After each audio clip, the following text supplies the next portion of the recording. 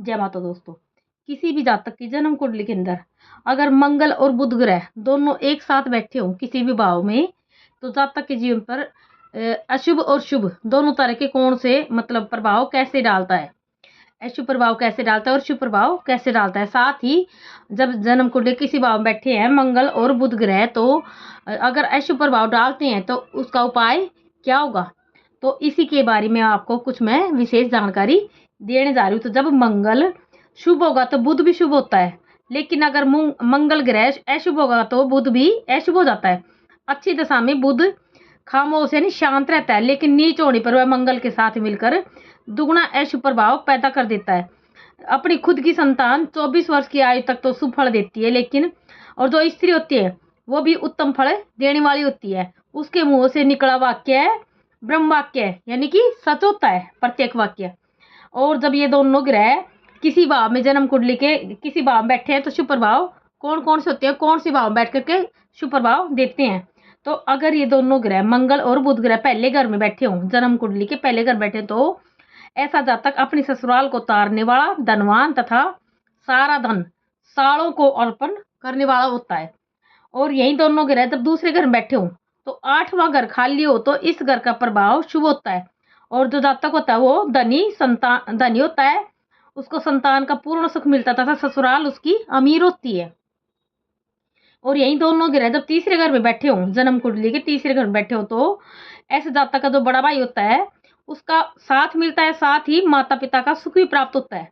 और उसको ऐसे जातक को दैवीय सहायता भी मिलती है, यानी देवताओं की सहायता भी उसको मिलती है, उसका जीवन जो अच्छा गुजरता है। और यही दोनों ग्रह अगर चौथे घर में बैठे हों तो ऐसा जातक अपनों के लिए शुभ होता है, पर दूसरों के लिए कह डालने वाला, यानी कि दूसरों के लिए खराब फल देने वाला, यानी कि अशुभ होता है ऐसा जातक। और यही दोनों ग्रह जब जन्म कुंडली के किसी शरीर छठे भाव में बैठे हों तो दोनों का अपना अपना प्रभाव उत्तम होता है, यानी कि अच्छा प्रभाव देते हैं दोनों ग्रह। और यही दोनों ग्रह जब जन्म कुंडली के 8वें घर में बैठे हों तो ऐसा जातक क्या होता है कि जो दोनों ग्रह होते हैं मंगल और बुध ग्रह, अकेले अकेले दोनों का प्रभाव अशुभ होगा। और ऐसे जातक का जो नाना का घर है वो बर्बाद कर देता है। और यदि कोई जीत बचा तो वह भी जंगल में चला जाता है। और यही जब दोनों ग्रह किसी भी प्रभाव में बैठे हुए जन्म कुंडली के, तो अशुभ प्रभाव कौन कौन से डालते हैं, तो मंगल अशुभ के समय आग लगने या भय, डर, झूठी शान और शौकत, पिता का साथ कमजोर, बुध का खराब फल, मृत्यु, बीमारी, लानत से दुखी, व्यर्थ की बदनामी और चिंताओं से घिरा हुआ होता है ऐसा जातक। और अगर दोनों ग्रह तीसरे घर में बैठे हों, दोनों ग्रह तीसरे घर में बैठे हों तो कौन से अशुभ प्रभाव डालते हैं, तो ऐसे में जातक की जो धन संपत्ति की हमेशा चिंता बनी रहती है। और जो जातक का जो मामा होता है वो उसके हर काम में रुकावटें पैदा होती हैं। उसका जो मन है, जातक का मन सदा बुरे कामों की ओर रहता है। और यही दोनों ग्रह जब चौथे घर बैठे हों तो ऐसा जातक खुद तो कभी बुरा नहीं होता और न किसी को हानि पहुंचाता है, फिर भी दूसरों के लिए ऐसा जातक अशुभ ही रहता है। और अगर दोनों ग्रह साथ घर बैठे हो तो ऐसा जातक की जबान गंदी हो तो गृहस्थ का सुख कमजोर हो जाता है।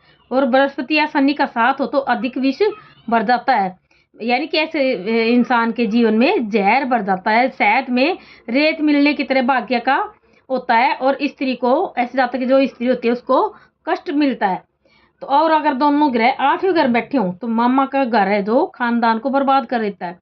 जिस दिन से जातक को संभालता है उसी दिन से मामा दर बदर हो जाता है और वह केवल साधु बनकर ही, ऐसे जातक का जो मामा है वो साधु बनकर ही बच सकता है, फिर न घर का रहता है न घाट का।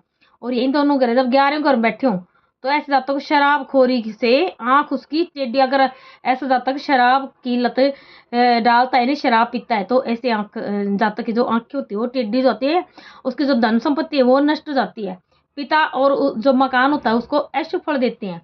तो इसके लिए उपाय क्या करें, इसका सबसे अच्छा उपाय है मंगल अशुभ का उपाय करने से मंगल के विष से बचा सकता है। और मिट्टी के बर्तन में मंगल की चीजें लेकर के, इसके लिए आप मंगल के उपाय के लिए मिट्टी के बर्तन में मंगल की चीजें शहद और खांड भरकर किसी वीराने में दबा दें और बर्तन के चारों ओर डाक के पत्थर लगाने से फल और भी शुभ मिलता है। प्रातःकाल गंगा जल का प्रयोग करें और सोने में मोती और चांदी में पुखराज धारण करें। जय माता दी।